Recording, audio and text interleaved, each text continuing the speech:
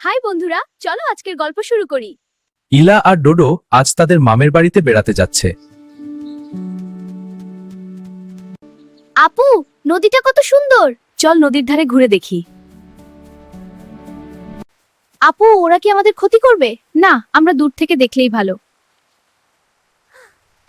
এই নদীর অপর পারে কাশবনের মাঝে বালুর মধ্যে একটা বড় কচ্ছপ গর্ত করে ডিম পাড়ছে।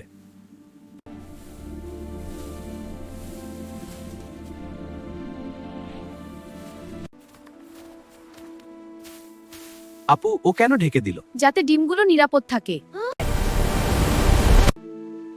আপু, কত ছোট কচ্ছপ। হ্যাঁ, ওরা এখন নদীর দিকে যাবে।